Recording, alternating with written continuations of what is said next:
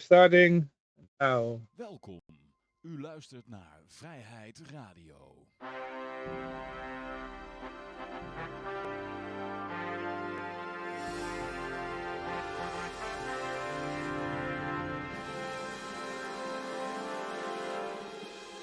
Yes, ladies and gentlemen and everybody else.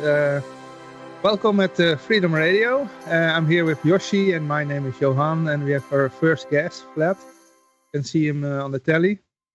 And yeah, this is the Bitcoin birthday party. And no, it's not. No, we renamed it this year. Renamed it, yeah. Genesis Block Anniversary Stream is the name. Yeah, that. Usually we are celebrating Bitcoin. And I thought last year we already changed it a little bit with inviting more different community members of different coins. And this year, also based on the information that Vlad has shared out over the past year, I thought it would be most accurate to rename it to the Genesis Block Anniversary Stream, because I'm not really celebrating Bitcoin at all these days, but I'm still into making a party. So Genesis Block, I think, is the right name for our annual birthday stream that we do here. Just to let everybody know, Freedom Radio is live for 12 years, something. This is our 13th year. 13th year, every week. We broadcast. We mentioned the Bitcoin price since 2014, I think, weekly. First episode, 2012. All right, but that it became a weekly recurring theme was about 2014, I think. Yeah, and this is our annual Bitcoin anniversary. Genesis Block anniversary stream. And the first guest, Vlad Costea. Vlad, welcome. Hi. Did you dry up well from the New Year celebration? No hangover? No, I'm good. I didn't drink too much. I was up all night and then I went to sleep in the morning, and I'm still a bit recovering from that sort of schedule because it's not healthy for myself. I was checking to see where I can find the stream. I don't find it on YouTube. I don't see it on Twitter and on Twitch. No. It's not happening yet. Everywhere, yeah. It's for the people who are watching, they already found it. But you can twitch.tv/Vrijheidradio. I will send it to you on Twitter. Oh, that's why, because on Twitch I'm on King Honk Spirit SEE. Yeah. Yes, this is Johan's broadcast. The other is my personal stream. Oh, that's why. That is King Honk Spirit C for all your conspiracies, if you get the... but I will share with you the link to the Twitch broadcast. Today we are going to give away well over $100 worth of crypto. But you have to watch the show on Twitch to be able to participate in the raffle. On YouTube. Yeah, for the raffle it's on... So I sent it to you just now, Vlad, on the X direct message. Oh, it's beautiful. I'm on TV. Yeah. Okay, Yes, tell us who you are. You're a streamer for 16 years? No, Seasons. 16 seasons. I started in January or February of 2019, so about 6 years ago. And initially, the format was that I would have, for the Bitcoin Takeover podcast, seasons of 10 episodes, just like Netflix. And what I also did was to record the episodes and then launch them on the same day. I did this for the first 2 seasons, and then I realized it's not such a great idea because, first of all, I'm not giving people enough time, and they only have a limited attention span. So by the time they discover what they can listen, maybe they pick 2 episodes that they listen to and move on to something else. And I also realized that sometimes you have matters that are urgent and you need to present them when they're being said. And if I keep them for a few weeks until I have enough material to launch an entire season, it's not really going to work out. Mhm. But I came back to the concept last year with season 15. I launched on the New Year Day on the 1st of January. I deployed 12, I think, episodes at once. And once again, I discovered that it's a bad idea because some of these recordings were overlooked, even though they were pretty great. And I had some really big names in the space. And right now I'm just doing one episode at a time. I just started season 16 because it's the 16th anniversary of Bitcoin. And last year, coincidentally, I synchronized with the 15th year in the existence of Bitcoin. And I said to myself, why don't I just make this an annual thing instead of 10 episodes or 20 or whatever per season? So here I am. Yesterday, I posted the first episode from this new season with Mike Belshi. He's the CEO and co-founder of BitGo. If you're not aware, BitGo is custodying the funds of a lot of companies in the space, including exchanges and maybe also nation states. But he doesn't want to confirm or deny that he's doing this because the customers want confidentiality. Nobody likes to brag about custodying their funds with one of these big companies. But it's pretty cool. And if you have the time, check it out. Not to brag, but I have some of the nicest guests, and I'm really fortunate in this regard. Yeah, where can they find you? You can post your web address. Yeah, just search for Bitcoin Takeover Podcast. It's on YouTube, it's on Spotify, it's on Apple Podcasts, and I think a bunch of other podcast platforms also. Also Twitter. But who listens to this stuff on Twitter? I'm not aware of too many people doing this. Yeah. Well, I'm still relative new to Twitter because I only really made the switch after Elon Musk said, go fuck yourself to the advertisers like Disney. So that's about, 14 months ago, I think. So I'm still finding my way there. I only recently purchased Premium with help of Joel Valenzuela, who let me pay in Dash, because I live unbanked since 2014. You can only use a credit card at the moment for your payment on X. So the most profit I make, Vlad, is by not spending, And then I'm like, oh, if I can only use a credit card, then never mind. But I'm now a premium member, and I'm using X more and more, and phase out Facebook and all these other social medias. So I guess I'll be watching your stream more often. And I want to say what I like about your stream is you got more technical knowledge than me. I've never really been interested in the technical aspect of crypto. I've been more a finance guy, and I see a social change happening because of the different money system that we're going to use. So I've always focused on that aspect a little bit, but you managed to ask the more complicated technical questions in such a way that I can understand them. So that's what I really like about your specific broadcast. And I watched them, not all of them, because it's a lot of content, but I really enjoy them. And that's why I thought this year we need to have Vlad on the anniversary stream. And for everybody, he's very approachable. It was like, Vlad, would you like to come on? Sure, book me in. And here you are. So also wanted to go first. And first, he woke up just for us today, people. And you got more things, because besides the Takeover podcast, you make your own magazine, of course. I made this. I launched it in November of 2024. It's the Privacy magazine. As you can see, this cover is drawn by my girlfriend. This is the original context in which Pepe became famous, in which he says, "It feels good, man," and he's peeing with his pants down.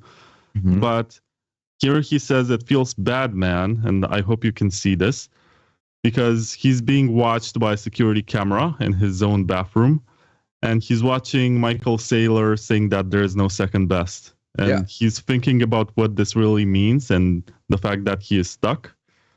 But at the same time, he has no escape. On the back cover, you can see that there's no door for him to go. Yet somehow he's happy because the number is going up. Yeah. Nice explanation. Yeah, we made this. I'm really proud of my girlfriend for drawing this and bringing this vision to reality. And the contents are also important because they cover some of the most interesting topics in privacy, financial privacy more specifically. So you have content about Monero, Zcash. There's another one that's called Firo, which is previously Zcoin and is the first zero knowledge proof blockchain. Litecoin Mimblewimble extension block, Bitcoin coin joins, Bitcoin Cash, Cash Fusion. Yeah. There's a little bit for everybody. And I've even open sourced it, so you don't really have to buy this from me, even though I'm selling some physical copies. You can find them on XMR Bazaar. But you can download this for free in digital version. What is the price of one copy? Right now it's 0.3 Monero. So that's like $60 with shipping included. It's the international shipping that's most expensive, honestly. Yeah, I was thinking maybe to give away one copy to the viewers. $60. Oh, we can do that, yeah. $60 though is a bit, but let's do it. I will send you $60 and you will send it to one of the. Can we do it like that? Sure. Yeah, we will go because all the guests today, we got some amazing people coming up, like Aaron Day, Amaury Sechet is coming also. And each of them is going to be able to select their most favorite crypto. And we will raffle this to our community members. But let's do... I already know what they're going to pick, so I'm going to pick something else. Yeah, exactly. Some of them already confirmed that my suspicion was correct. But I think we can do one magazine also. So let's do one magazine. Yeah, thank you. I appreciate it. That's, sharing is caring. Everybody... Maybe I can do the magazine instead of the currency so that you save $10. Yeah, we will do it like that. Exactly. We will do it like that. I don't want to increase your expenses too much. No, it's okay. I published a new article yesterday because I write blog posts about my unbanked life. You should get one of these too. It's on me. You give one to your listeners and I'll also send you one. In that case, Vlad, I want to invite you to visit Liberland one day because it's not too far out. I am in Serbia, located in Serbia. And this year is the 10-year anniversary of Liberland in April. If you ever decide to visit Liberland, because it's kind of blockchain-heavy project, there is Roger Ver is involved, Justin Justin Sun is involved, and more crypto-minded people, for example, like myself. So it might be interesting for you to just come and check it out one day. April is the anniversary, and in August there is an annual summer celebration party.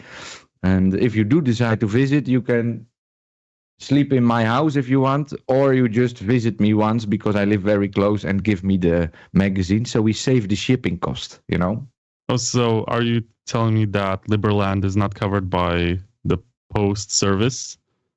No, you cannot live on Liberland today because everybody who goes there basically gets arrested. I've been arrested myself like 10 years ago. I spent 10 days in prison for the project. And I was chased by a boat, eh? Sorry? I was chased by a gunboat. And we were chased. Johan visited me once here and we were chased. I wanted to pee on Liberland ground, but there was a boat from the police. So I peed on the other side of the Donau. It did get me the Liberland, can I show it? Liberland passport. So I got that, but unfortunately, all my merits have been confiscated by now, but it's maybe a story for a different day. It's too much to fit, and I want it to be about you, Vlad. Because our broadcast today is close to the new year, usually what we do is we look back a little bit, but also we look ahead, which makes always for a very easy conversation that we don't have to prepare too much for because we can just talk. So how do you see crypto in general moving ahead? I know before you answer the question, congratulations, because since 3 days now you are part of Schengen. So the EU got fully integrated in your country. Not yet. We're not part of the Eurozone yet. Oh, you're not part of the Eurozone. I wanted to ask, do you know if you have the MiCA regulations already happening there? Uh-huh. No, they're going to kick in, I think, in September or something. Yeah. Well, they are building it up. It's in a way already in place. Just like, have you heard of the CBAM regulations? The carbon. I forgot the exact name, but are you aware that they are gonna charge you for your carbon usage? That's fucked up. I remember when I booked a flight last year, that they asked me, oh, would you like to pay $20 extra to offset your carbon emissions? And I'm like, fuck you. If you want to save the environment, I already paid a ticket for this. So you can donate from the amount that I paid for you. Why would I pay extra? Yeah. So these carbon this carbon tax is already in place, although I believe at the moment it's at 0%. And they are supposed to pay back for the COVID relief fund of the EU, which they, for the first time, borrowed money as the EU as a whole instead of countries individually. And a lot of people are still unaware of it, although it's already been mentioned like 2 years and already active for a year. If I talk with Bitcoin maxis, I always tell them, enjoy paying your carbon tax. And everybody calls me the King conspiracy theorist. But it's real, and it's coming. And if you look at the media, how they mention that one Bitcoin transaction equals the full emission of Ireland or something like that, then I'm pretty worried that all those people who rely on third parties and participate in the KYC procedures, that they're gonna pay a lot of tax, let's say it like that, on every time they use Bitcoin. So that is my personal outlook. But how do you see the world? We can take it very broad, but more specifically the crypto world. How do you see it progressing from here? Honestly, I believe that the demand for privacy is only gonna go up, especially among the hardcore people who were building their own on-ramps and off-ramps for no KYC. And right now they're gonna be pushed into having KYC, even if they did their best to avoid it, which means that we're gonna have more of this, how should I put it? Dark market is just the term that governments invented to make it look like there's something evil happening there.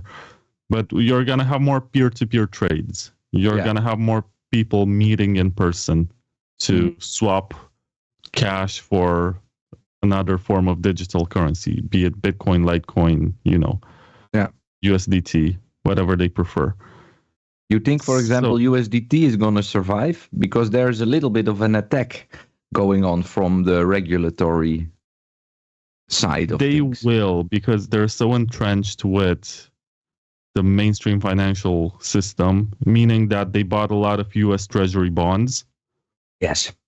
That, if Tether implodes, they're going to bring down the US economy. And I don't think anyone really wants that to happen. They want it to be more regulated. They want to trace it and maybe censor some transactions and make users register or whatever.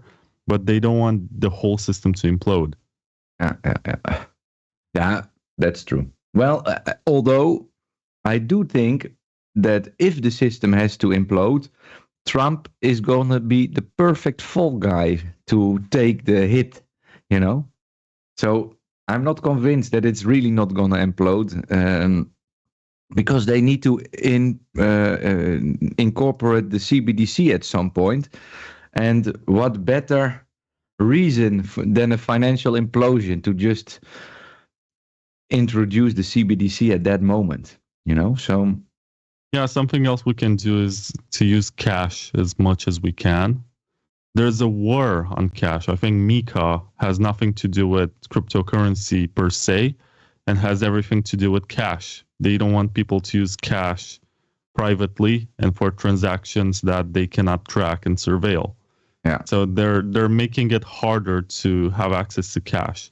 Right now, what Mika really affects in my country is these non-KYC ATMs that were still in place. You could go and up to, I think, 2,000 euro, you could use the ATM without registering with your ID card or passport. Now that's going to become compulsory. Uh-huh. Yeah, I believe in Netherlands since about 2 years, because I'm born in Netherlands, just like Johan. So I know most about that jurisdiction. I believe everything above 100 euros is currently registered. Like you have to make note of 100 euro and up purchases, which is insane. That's fucked up. Yeah, there is even cities in the Netherlands, like Rotterdam, where you are not allowed to carry more than 3,000 euro cash in your wallet. And if you have more than 3,000 euro cash and they catch you because of some check they do, then you need to prove how you earned that money, that you pay taxes on it, or it's going to be confiscated. So, Come to the party from police. sorry, Johan. It's going to the party fund for the police. Yeah, 10% to the big guy. Have drug-fueled parties.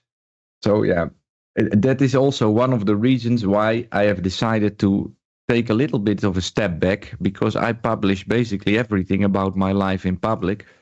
And I think, and for example, the house that I bought this year, I did with a P2P transaction using the Komodo platform. I don't know if you heard of that one, but it supports around 200 coins, something like that. And you can make P2P trades in between all of those coins. It's not with a order book, because you can just select your order. So it's not a real trade platform, but it is allowing you to trade any-to-any crypto that implements the Komodo platform standard into their code. So for me, that is the perfect way. I basically managed to buy the house like that. And yeah, it's gonna be tough, I think, to get the people to want to not KYC, because especially in Netherlands, people are so stuck in their thinking, in their mindset, that whatever the government throws at them, they will just eat it, and makes me sad somehow. But I feel like we are not with a large enough group to really make the impact. So that is a little bit my issue at the moment. I think it's a high trust society, which has worked for centuries because people believe that their leaders are smart and they're doing the right thing. Here in Eastern Europe, we have had much worse experiences with politics and leaders and communism in particular, which was a system that was lying to you all the time about how everything is going and how your life is getting better, but you don't really notice it. And unfortunately, the West has picked up on that, and they realized, oh, this can actually work if we feed it in small doses and we don't bring it all at once. And we make this very gradual transition so that people don't really notice unless they have a very good memory of what their lives used to be in the past. Yeah. Because that's another thing. The media keeps on rewriting your memories and what you believe about stuff.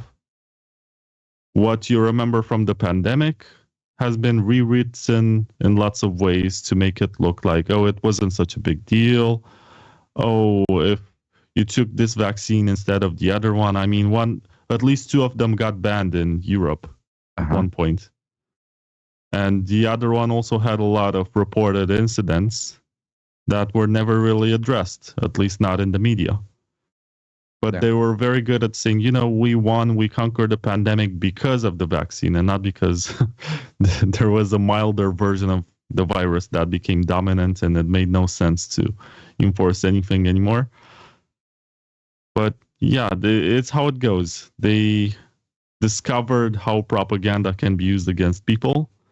They discovered that people are more vulnerable than before because of technology, because we can be tracked at all times, because we rely so much on the stuff in our pockets and in the news that we read. We are so easy to manipulate. Our grandparents, maybe, they were just living in their... I don't know about your grandparents, but I have some grandparents from a village in Romania. Mm-hmm. And honestly, their lives were so much better before they got television. They were minding their own business. They were doing whatever. Now they just watch the news and they're angry all the time about what's happening outside. And they're like, oh, the world is falling apart. There's this happening. There's that happening. And I'm like, how does this change anything about your life? Yeah. You're in the middle of nowhere here. Whatever happens in another city or another part of the country does not affect you.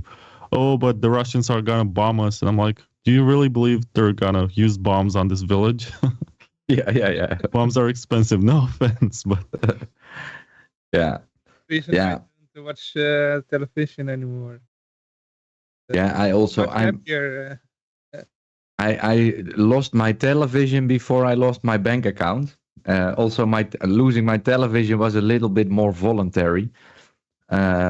But it did make it possible for me to discover all these things and, for example, travel to Liberland at some point.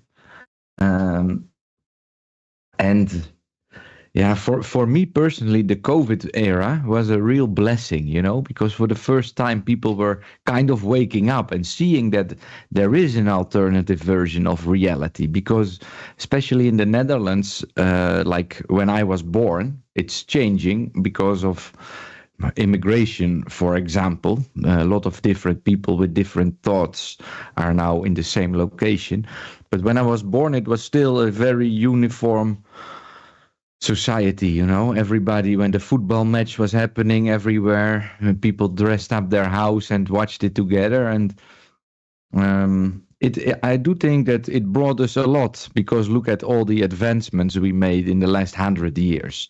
But it also has come with a cost, because we are very much dependent now on all these things and we cannot really survive anymore. I mean, maybe still in a village in Romania, but in the Netherlands, it's, if you need food, the land has become so expensive, you really cannot grow your own food in your garden anymore. So, and on top of that, costs are so high that the Netherlands basically hands out money every month if you are within the frame of getting that money. So a lot of people get like couple €100 per month, and they need that to be able to survive. So as soon as the government implements something, they don't really have a choice anymore, because if they wouldn't follow the new rules, they won't get that money and they have a hole in their budget. So I'm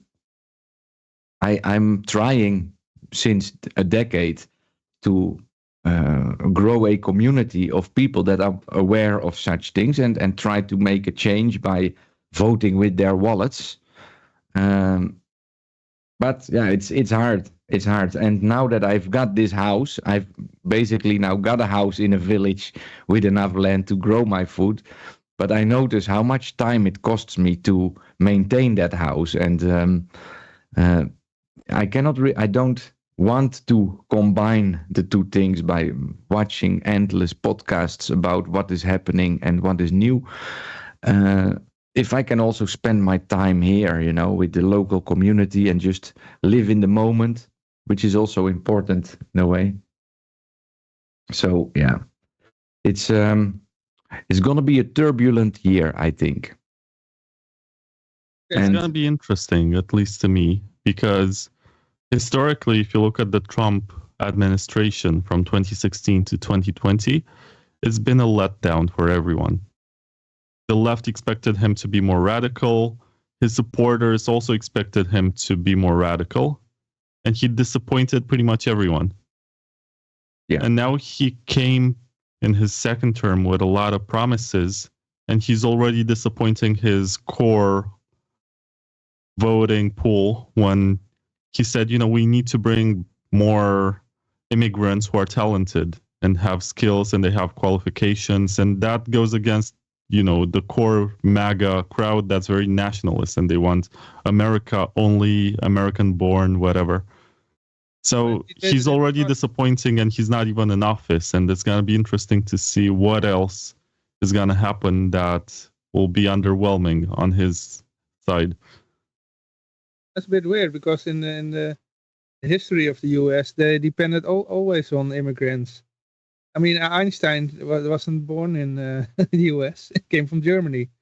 All these other scientists. Yeah. Oppenheimer and all the others. They made America great.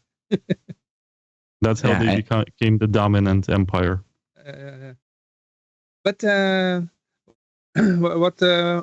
first I wanted to say I have the raffle wheel so people can, it's still !Ron Paul if you want to participate. You have to be on Twitch. And you can win a magazine, your magazine, eh? Yeah, we do one magazine. Yeah. Maybe show it for the new...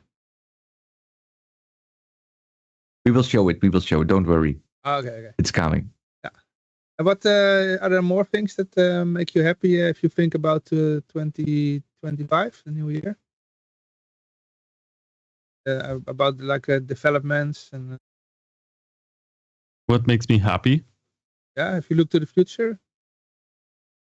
Or is there something you get excited about? Yeah. I do enjoy doing my podcast because I discover people who do really interesting stuff and they don't have time to fight with others on Twitter and participate in building a narrative or whatever. And it's really exciting, but on the other hand, it's sad because all of these creations, all of these ideas require a degree of consensus or at least adoption. So there is this extreme where there's this proposal to improve Bitcoin, which maybe will never happen because people don't agree that it's necessary, or they will say, oh, maybe we should wait for something better to come along. But there's also the other extreme when people launch something that does not require any changes and can be used today, right? Yeah. But if it doesn't get any users and nobody cares about its existence, it's not going to be around for too long. I mean, the code, if it's open source, is going to be there and someone can use it later. But it's just that we're not really making progress unless people embrace the progress. It's like, maybe it's a bad example, but it's like the new iPhone 16 or something. That one will not bring that groundbreaking technology, whatever that Apple promises, unless people actually buy it. And if they're not buying it, it's not going to happen. And a whole industry is going to get starved and then have to fight for survival. Except that this is the open source space and it's people who come up with ideas, they write code, they make nice user interfaces, and then they hope for the best. Yeah, to really make a successful product requires a lot of different skills from different areas. And often when people have a great idea and they manage to code that idea, then that is their talent. And they lack some talent on a different aspect to really, make the impact that it needs to be. And then they take on the cost of running such a project, for example. But at some point, like you said, if it's not going to be used, then it doesn't make the money back. And at some point, it's going to end again, So I was wondering, do you know, Vlad, the demographics of your viewership? Like, is it young people, older people, men, women? Do you have insight into that? I think YouTube and Spotify generate this sort of demographic info. I know that it's 99.9% male. That's for sure. I don't have girls listening and I'm fine with it. It's very nerdy. Uh-huh. And I think most people are in their 30s or 40s who are listening. I don't get too much appeal because guys in their 20s, they're looking maybe to make more money. And I don't talk too much about gains or investment or whatever. It's mostly a technical conversation. So for those of you who tuned later, it's the Bitcoin Takeover podcast that I'm doing, and you can find it on YouTube and Spotify and lots of other places. So it's male driven, and it's mostly, I think, people who got into Bitcoin a few years ago, and they care much more about ways to improve it. Because the guests that I get are mostly developers and people who build stuff. And I do like interviewing builders. I find them much more interesting than people who just say, oh, look at me, I bought this house with my Bitcoin or whatever, or look at me, I'm rich, or look at me, I'm investing in this MicroStrategy stock and it's the next Bitcoin and blah, blah, blah. Mm-hmm. I don't find any excitement or interest in that. Maybe some crazy story once in a while, but I like to limit this and just focus on people who are building the future of how this technology is going to look. Yeah, I recognize that. You managed to word it quite well. I get the feeling also from your podcast that it's more technical, but brought down to such a level that it's going to be explained to you in layman's terms, even if you don't read the code or So I kind of, maybe I could have expected your answer with the demographics from that. Yeah. I was thinking, Vlad, maybe it's nice to share how you got involved with Bitcoin and what brought you up to that point. Like, I guess it's a technical answer again, maybe some computer science involved that brought you there. For example, for me, I was in finance when the crash of 2008 happened, or I studied to become an auditor, I should say, an accountant. And then I started to investigate about this financial crash 2008, and that's how I rolled into Bitcoin, and I first heard about it in like 2011. And I didn't understand anything of it. I read the white paper, but then at some point I made a transaction which I could look up in a blockchain explorer online, and that's when everything came together for me. So I'm curious, how did it work for you? And maybe tell us a little bit about that. I guess I'm a bit younger than you. When the 2008 crisis was happening, I was only 16 years old. I didn't care too much about what was happening, but I did notice that because of this silly event in the US, my parents were suffering, and the budget of the entire family was diminishing and the resources were more limited.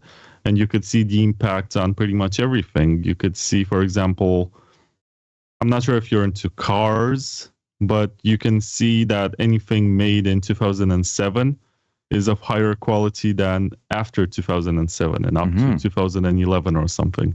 Because every industry, every business started to get interested in cutting costs and making it more affordable for everyone. So when I discovered Bitcoin, I think it was in 2013 that I read about it.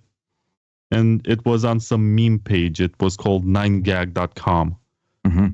And there was this meme with someone who was getting robbed, and it said, give me all your money. And the man who was getting robbed said, well, I only have Bitcoin. And then the person with the gun says, oh my God, you're so poor. Here's some cash for you, because Bitcoin is worth nothing. And I saw that, and I looked the name Bitcoin, and I think I stumbled upon the Wikipedia page, and then I checked a few more resources. And I said to myself, this is such a stupid idea. Mm-hmm. Like, why would anyone want to use this? And then I stumbled upon this slogan at the time about what Bitcoin is. That was banking the unbanked. Mm-hmm. Yes. And I was thinking, I'm banked. I have a bank account. I can send money to anyone I want, or at least that's what I thought. So why do I need this? So I kept looking at it. It came to me a few more times. I read about it over the years, and then I sort of congratulated myself in 2014 and 2015 for not buying any because the price went down. And I was thinking, maybe it's dead. Maybe it's not going to happen. It was $1,000 in 2013, and then in 2014 it went to like 600, and 2015 it was like 400 at the bottom.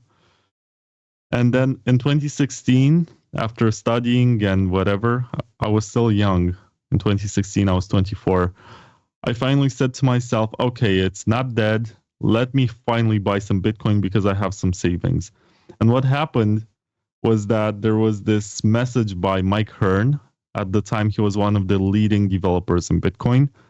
And he rage quit and went to the media to say that Bitcoin is a failed project and there's no way it's going to succeed. Okay. And I read that and I said, I feel so sad because I was going to buy this and now this guy says it failed and it's not going to happen anymore. It was such a nice idea. But what happened the next year is that the price very early on in 2017 went back to $1,000. And that's when I realized, okay, there's something here that the media never told me. Because the market does not follow the narrative that's being presented. So there's definitely more to this than I can understand. So that's when I actually started buying. Before that, I was just an observer. I was just curious about what's happening. When the price finally hit the previous all-time high, I realized, okay, I was also 25 years old. I was making more money because before that I was just a student. And to me, the idea of buying Bitcoin was like a luxury. I had rent to pay. I had, normal expenses. I barely had any savings. But at 25, I started freelancing and doing some work. And I realized, okay, I need to maybe think about the future and invest. Now it's funny because a couple of weeks ago, I bought my first car, which is a Lexus, and it's pretty fancy. I wanted to mention it when you said, I don't know if you're into cars. Then it triggered. I was like, I should have congratulated him on completing the Supra cycle. No, I didn't complete the Supra cycle yet. It's still in the books. The Supra cycle is about getting a Toyota Supra and the girlfriend. The issue is that the real Toyota Supra, which is made in Japan, is like $200,000 right now. Mm-hmm. Especially if I want the wheel on the left side, because most of them are Japan imports and they have the wheel on the wrong side. Mm-hmm. I don't want to drive that. It's extra work. So a good one for Europe is around 200,000 euro. And the new one, that's actually a BMW with a different design, is like 70,000 euro. And I decided to wait. Uh-huh. I'm going to get a Supra eventually, but I got myself more of a family car, which is the Lexus ES. Pretty fancy. It was 0.3 Bitcoin. To me, people were like, ha, you idiot. You spent $3 million on a car. Yeah, I'm like, exactly. That's actually like $300. Yeah. Because that's how much I paid for these Bitcoins. Yeah, exactly. And money should be spent also. Otherwise, it doesn't really have value, in my opinion. You mentioned the bragging of buying a house. Just a couple minutes ago. It's not that I really want to brag, but it's more that because I bought my house with Bitcoin this year, and I get the same comment like you are an idiot and for buying it before the bull market. There is a lot more story to this house because it used to be owned by a friend who had to pay his medical bills because he got a vaccine injury. And that's why the house was for sale. And I ended up buying it. Let's put it like that. And for me, it's more, if I talk about it, it's more to convince people that a different reality is possible. You don't need a bank account to buy a house, and that way to prove that crypto is working. And that's why I'm very sad to see the narrative has been changed to people who only use crypto and specifically Bitcoin to just get more debt currency. That's the real issue in my life in a way. I feel really terrible about using that money, and that's what I want to change. So in order to get that done, or when I manage to do that, that's when I show the world, look, I did it again. We are winning. So yeah. But that you were was mentioning always the case. It's just that people were making up narratives to make it look less like, oh, I'm making more US dollars here. They're just saying, oh, but this can be humanitarian. It can save Africans or whatever. It can help the unbanked. It can help the third world. It can be used for this and this and this. There's a lot of virtue signaling, but behind the scenes, it's just a bunch of greedy guys who always wanted to make more US dollars. with me, it's a little bit different, really, because I really do believe that changing the money you use will create different incentives. So you are going to make different decisions about your life. And as long as we are using this inflating debt, you cannot really blame people for acting in the way they do. It's only when you present them with a different form of money that different choices become more interesting for them. So of course, I've been living off crypto, but I've been working for Bitcoin also. I'm trying to keep the level steady so that my income is also in crypto before I spend it. It's not just about speculation. I think in that way, at least for me, and that's why I'm a little bit disappointed to all those people who do just that, just speculating, and it doesn't get us anywhere then, in my opinion. Well, But there needs to be supply and demand, and if you only accumulate hoping that there's going to be future demand, it's pure speculation. Yeah. But if you actually use it as money, that's what gives it utility, and that's what actually makes the price go up. It's ironic a bit because, of course, when you spend it, you sell it, and therefore the price goes down.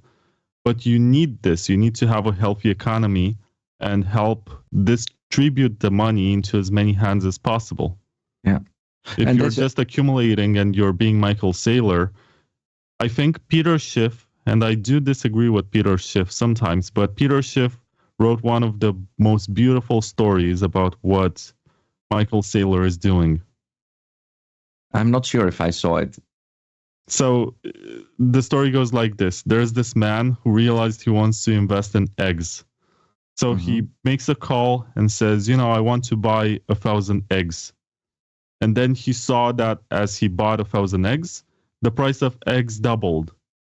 And then he realized, okay, I'm really smart here. I'm making a great investment. Then he called again and ordered 10,000 eggs. And he saw the price go up again. And he kept buying and buying and buying eggs until he realized, okay, now it's time to sell because I'm super rich. Look, the price of eggs just went up. And when he tried to sell them, the guy asked him, after he bought all the eggs, the guy asked him, sell it to whom? You're the eggman now. Yes. I did see that post.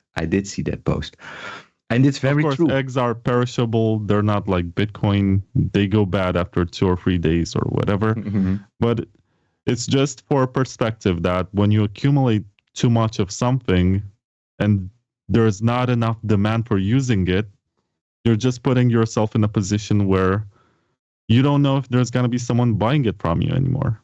Yeah. I always say, if you have more money than the purchase of 1,000 of any coin, start to, what's the right word for that? Diversify into different positions. nobody should own more than 20,000 Bitcoins, also from their own perspective, because once they do start to sell those 20,000, it's going to already move the market. Anything up is going to be on a different value than the first one that you are selling. So it's more healthy for the Bitcoin market, I think, or any crypto market, but also for your own portfolio, because with a larger position than 1,000 of all, you're just going to be a bag holder, in some way.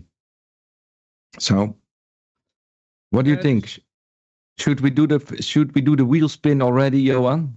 Oh no, just wait. There can be more names on the wheel. So yeah, if you want to win the magazine from Vlad, you can join by typing anything in the chat. Exclamation mark Rompol is the official one, but you post something else, then you do. There was a comment from Gerrit in the chat. He said cars are a bad investment.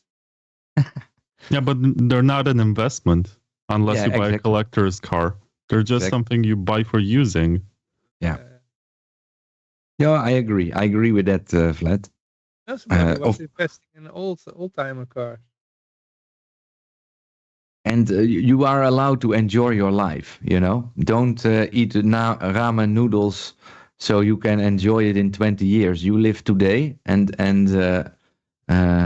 live in that moment is worth more, I think, than any future profit you project to yourself, Yeah,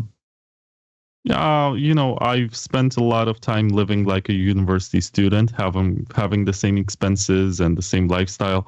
I feel a bit guilty sometimes. I think, I just improved my lifestyle. Now I have more expenses. I have to pay insurance. I have to pay this and that. But I have to grow up, I have to move on and do more stuff with my life that previously I did not do. And also I have to take care of my parents. Part of the reason why I'm still in the country is my family, So I do think at a moment in time when I'm actually going to have to use the car, not for fun, but for necessity. Yeah. Well, in that way, it is a great investment. I'm sorry, by the way, for the dog on the background. I don't know if you can hear it, but it greatly distracts me. I like dogs. Yeah, she's great, but she should be quiet now. The dog came with the house, by the way. The owner said, what should we do with the dog? I said, well, if the dog wants to stay, then I'll be happy to host her. Or that I'm happy to be her guest in this house. So at the beginning of the stream, you mentioned that this is the 16th anniversary of Bitcoin's Genesis block. Mm-hmm. But you're not celebrating Bitcoin.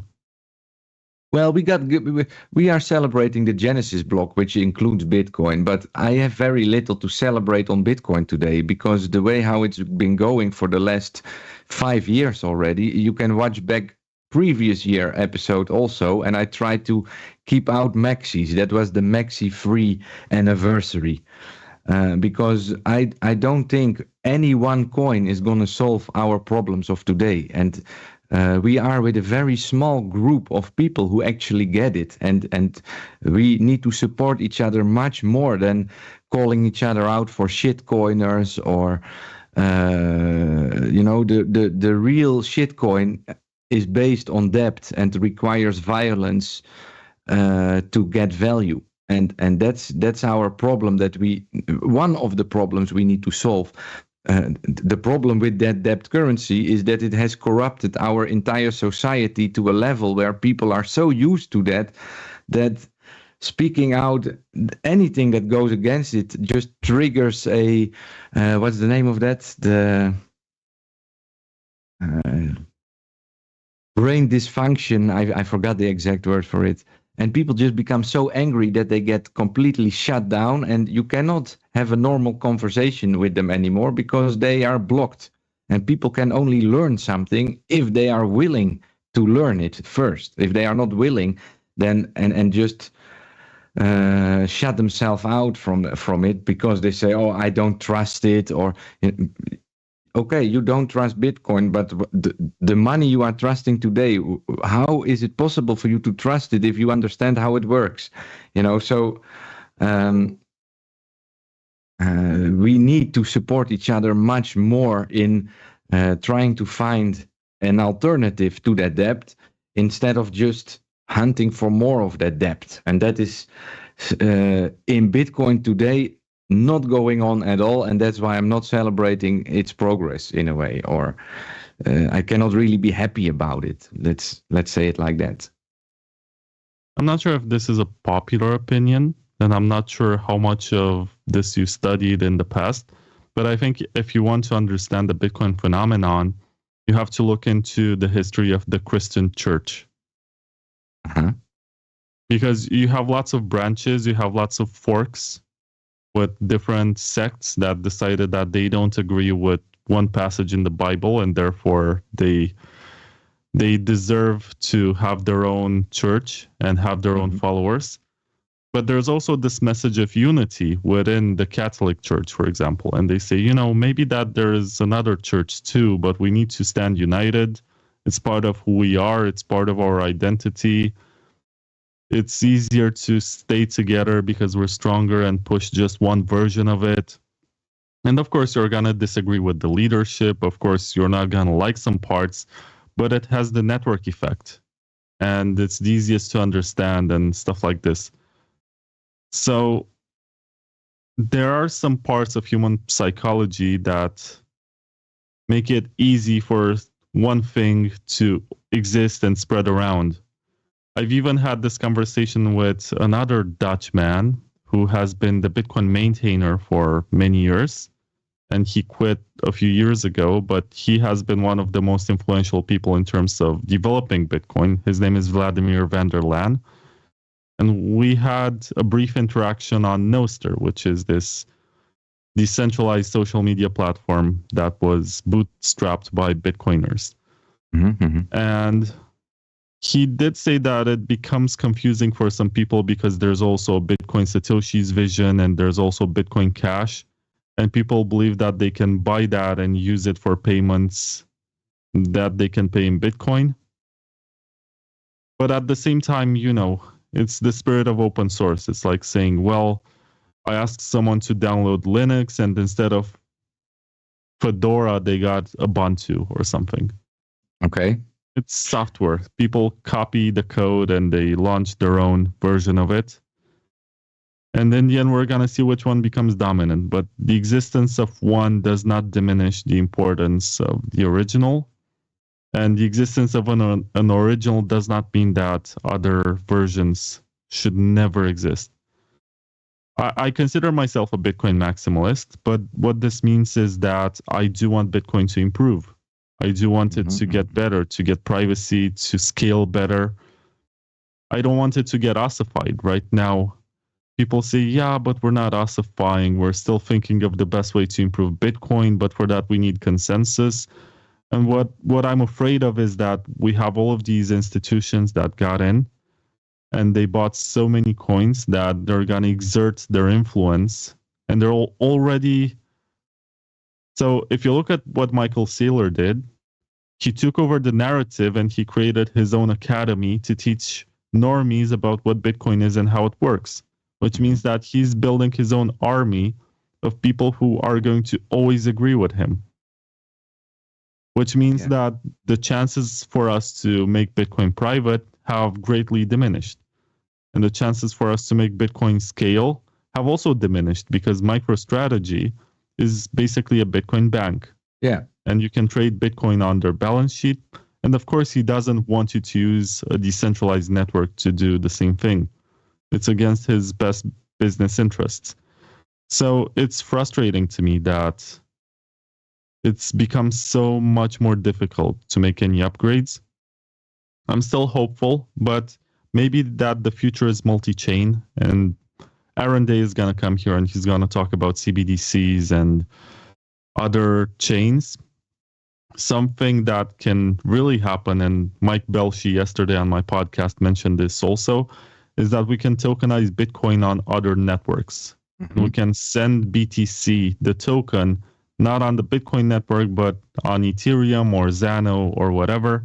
Yeah. On Ethereum, you get more programmability. On Zano, you get more privacy. And it's going to be like this. Because we did not succeed in scaling or making Bitcoin private, we're going to use auxiliary networks to fulfill this function. And I think I'm fine with this outcome, as long as people get more freedom. Of course, we're not going to have this future where everything is denominated in these 21 million coins. Maybe we're going to have 200 million because we include a bunch of other blockchains too. But it's still better than the world where everything is surveilled and we get CBDCs, or even worse, Bitcoin becomes the CBDC. I also think about this outcome sometimes because we spent so many years talking about it, evangelizing it, getting people to install wallets and defend it against regulators and against governments that want to ban it. And they can also make this effort to control the narrative and get the normies on it, except that they're going to surveil every transaction and they're going to know every holder. Yeah.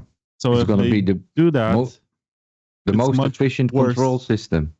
Yeah, it's much worse than the system that we already have. Yeah. Let me just clarify one thing, because you identified as a Bitcoin maxi, and I just said last year was about not having the maxi on. My definition of a Bitcoin maxi is somebody who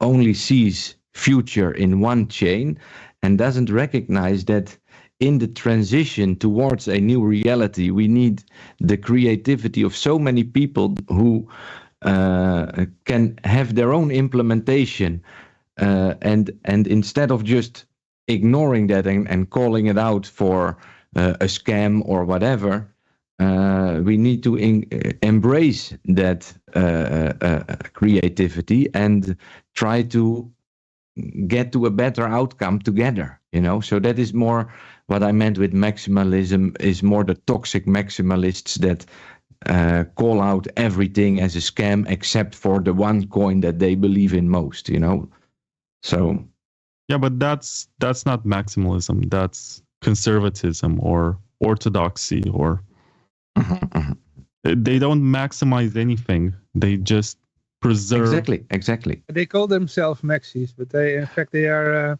Bitcoin conservatives. I found the name Maximalist the most fitting for that group, because they're like with a little bit of a Marxist mindset for them. But, it is like the hippie communes that we used to have in the 1960s in the US, like utopian societies where people think that they're going to reorganize everything. And just because they're led by people from their community, there's not going to be any corruption, which is silly. Yeah. Just to make clear to you that I don't attack any of your viewpoints which you just shared. That's completely in line with the I would welcome you again on maybe some future episode to dig a bit more deeper into it. No, don't worry. I think the term has been quote unquote hijacked, because it used to mean let's look at these other chains, build stuff, and find whatever works for Bitcoin. Yeah. That was the purpose. So Zcash, for example, was initially called Zero Coin, and it was supposed to be a soft fork to bring privacy to Bitcoin. And they disagreed on it. They said, okay, let's launch this as a separate chain and advance the research, and maybe one day it will come back. I don't see that happening. Also, Ethereum was supposed to be something that's built on Bitcoin, and it wasn't. Yeah. So much of this industry and this ecosystem was supposed to get built on Bitcoin. It was not, because people disagreed on stuff. And now we have to deal with this multi-chain world, and it's a reality. Yeah, and in a way, I think it makes sense, because the problem is so big that it cannot be an immediate solution. We need to work towards that, and I see it as my biggest goal in a way to to get that notion out that we need a much larger user base to think about all these problems to really get to that solution. See, you're a maximalist. In what way then? Because you're thinking like a 2013, 2014 maximalist. This is exactly what the point used to be. You go on Bitcoin Talk or Reddit back in the day, you're going to realize that they have the same line of thought. They say, let's have multiple projects. They are more resilient, and we don't change Bitcoin very fast because we get to choose whichever one of them works best, and we implement it on the original chain. And that's super reasonable, except that I don't know exactly what it is. It's people who came after 2018 that they are less tolerant. They're more normie. And it's funny because there was this whole Bitcoin only movement, and maybe I was part of it for a while, and I was trying, let's push Bitcoin, let's make this happen. But what this also meant to a degree was that it was the pro-compliance movement, because Bitcoin has no privacy. It has at best some deniability, and you can say, well, it's not my address, it's somebody else's. But it's obvious what amount was sent and where it comes from. So it was super funny because people were choosing to KYC and to share their location with their exchange and stuff like this, just because they wanted to use a Bitcoin only service and say, oh, but this one doesn't support any shitcoins. And meanwhile, they're buying their coins from Kraken, which is an exchange that pretty much sells you everything. They don't care. They don't wear any labels. But they were buying their Bitcoins more expensive because they were resold from Kraken on an interface that was KYCing them and was taking more data than Kraken. Yeah. I don't know. I always found this ironic. And even if you only support Bitcoin and you think this is a BTC only world, what's your problem with the fact that the store from where you buy it is also selling something else? Like, you just buy what you need. It's like going to the grocery store and being angry that they don't only have milk and bananas because that's what you like. Yeah. But Yeah, I'm thinking about it because you called me out for a maxi. I didn't call you out. I said that you are, except that you're the old school version of a maxi, you know? Well, that's not an insult, Yoshi. And you're not a degen. You're not the kind of person who says, oh, bro, buy my token. It's got 100x. Let's go on pump.fun. well, for now.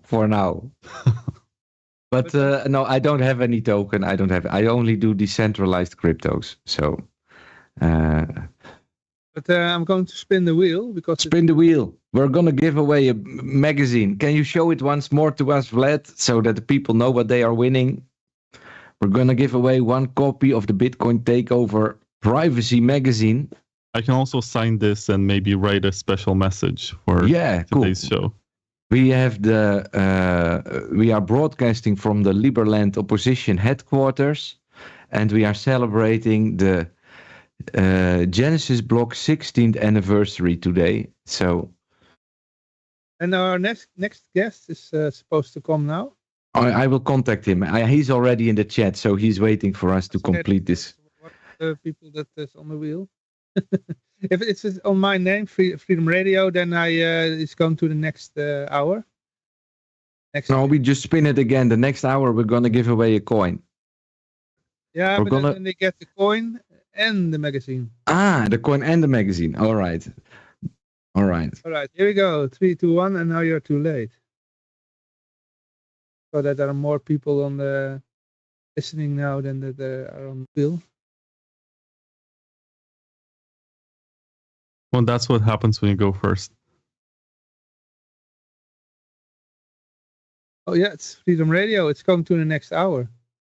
Oh no. Yeah. Vlad, we will let you know who won it, and I will give you the name and the address of the person who wins it eventually. Or you can just keep on watching and watch the next guest, and we will spin the wheel again in about 1 hour. You can stay if you like. Or you can stay. Yeah, it's all good. It's all good. No, it's fine. I don't want to take time for or from the guest. Well, he's not. I still have to invite him, so he's not here yet. Wait, Gerrit, it's on the Telegram. I'm sending you now. Wait a second. Oh, and maybe I can just invite him here because he was guest of last year also. Next guest is connected. There's going to be a group of guests next because we are going to do a 2-hour block of community coins, which I believe can serve as a more social aspect of crypto that is not mentioned enough or should get more attention in that way. Invite here. Wait. Anyway, on my statement that you're an old school maximalist, it's like you tell me, oh, I don't go to church because it's bullshit, but I do believe there's a God. And I tell you, well, you're an old school Christian, because churches were made for the sake of spreading this religion, but they were not part of the plan. And if you go back and read, you're going to discover that they were a much later invention. In the early days, they came to the synagogues because it's a fork of Judaism. Then that too. But they get in the houses and... You go to the 10 Commandments and you're going to discover that there's something that says you should not build false idols. And they even had a disagreement at one point because they have these paintings of Jesus and Virgin Mary and the saints and the angels in the churches. And they were saying, isn't this also a false idol that we're building? We don't know it looks like that. We were just making up some images and we're telling people to pray looking at them. Anyway, it's funny, but my point still stands. You're an old school Bitcoin maximalist. I have to watch back this episode to get it again. Okay. What's there water sound? I'm currently calling Gerrit. I think that has something to do with it. Okay, I'm going to put the song and the commercial for free Rochefort. Oh yeah. Everybody, if you are watching, visit the website freerogernow.org. Sign the petition. And in the meantime, we put Gerrit on. Right.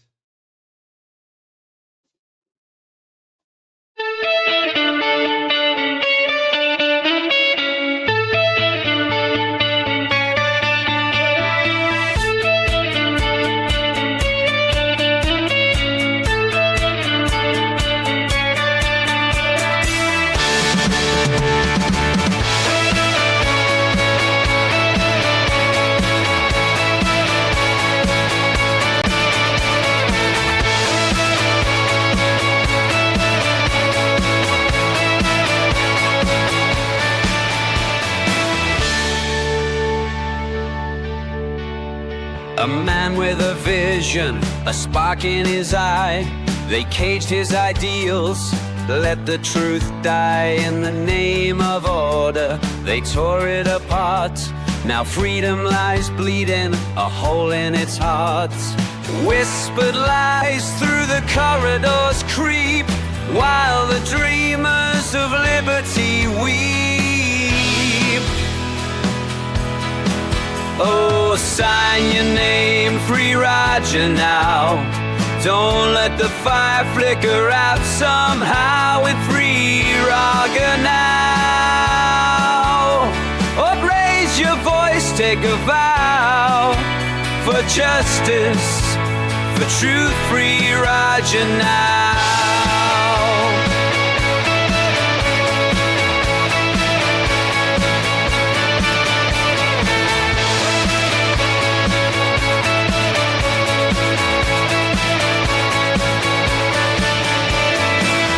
His light, the power it held, a coin for the people, a story to tell, but the mighty conspired, their motives concealed behind walls of control. The truth was revealed. Oh, they speak of laws, they speak of grace, but their chains are wrapped tight in disgrace. Oh, sign your name, Free Raja now. Don't let the fire flicker out somehow with Free Raga now. Up, raise your voice, take a vow for justice, for truth, Free Raja now.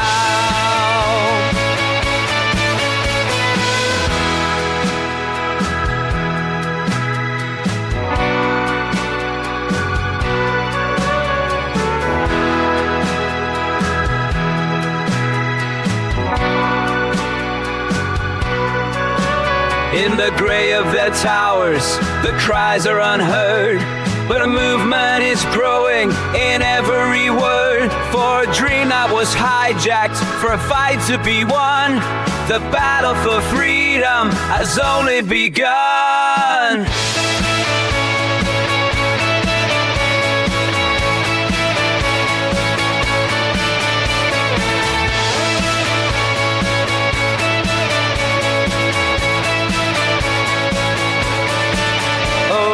Sign your name, Free Raja now. Don't let the fire flicker out somehow with Free Raga now. Or raise your voice, take a vow for justice, for truth, Free Raja now.